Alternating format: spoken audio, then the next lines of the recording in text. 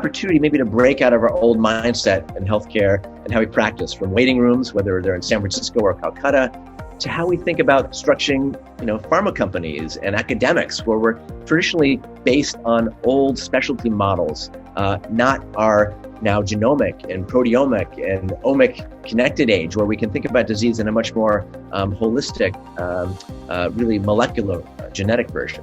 So we all have the opportunity, particularly in biomedicine and biopharma, to sort of break out of our old silos and reimagine health, medicine, and biopharma. Part of that is, I think, mindset. Our mindset and our practice of care has traditionally been sick care rather than healthcare. What do I mean by sick care? Well, sick care is based on, for most of our patients, and we're all been patients at some point, on that intermittent data. We only are hopefully in the four walls of a clinic or ER or ICU a very, very, very small percentage of our time. That's where we tend to collect the blood pressure, get the EKG or labs, or, when you're at home, you still might be sending in your blood pressure or blood sugar scribbled on a note and faxed in or on a physical notebook. So our intermittent episodic sick care model, it leads to our reactive sick care system, where we tend to wait for the patient to be diagnosed late, to show up in the emergency room with a heart attack or a stroke, or in my world of oncology with a late stage cancer.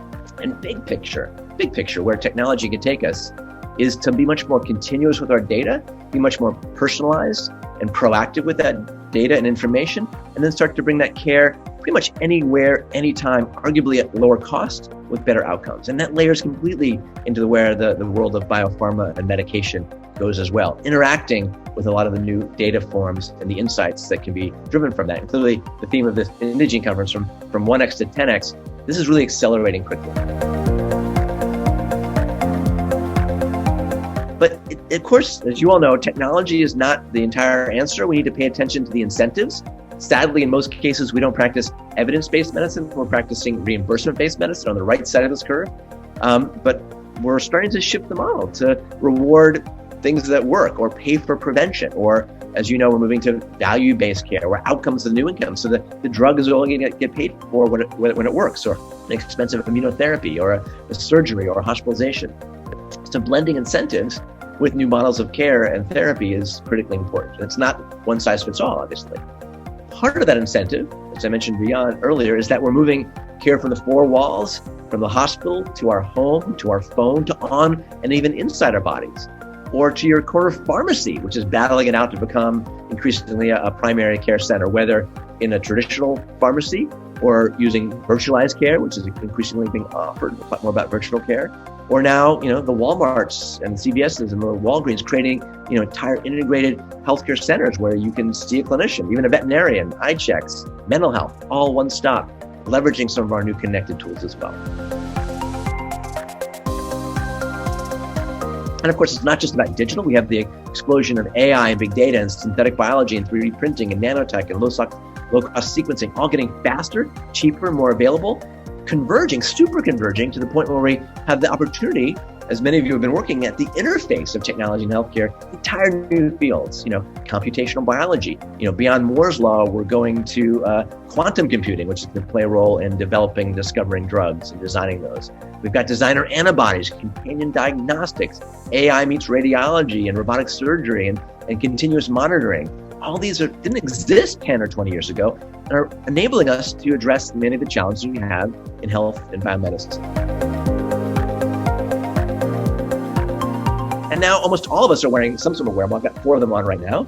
I would wonder how many of you have ever used that or had a physician prescribe a device to you or used one in a clinical trial, because now these sorts of wearables and other wearables can now measure almost every element of physiology and behavior.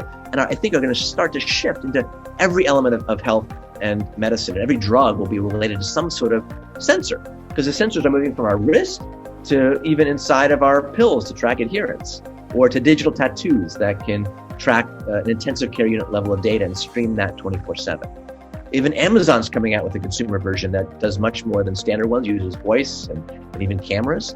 So lots of innovation in wearables, from some that might detect cancer with sort of nano-based elements, to using your Fitbit to track a cancer patient. How are they doing post-chemotherapy, or and seeing folks who are not doing well, maybe intervene and alter their care before they have a critical or fatal event.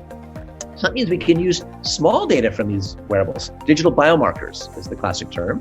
starting to be really integrated into healthcare. So you might have a patient who just went home from a surgery or for the course of chemotherapy. Are they going home and are they walking more as expected? Or they're doing great, or walking less each day? That small data can be useful in terms of guiding a clinical trial or guiding proactive care remotely.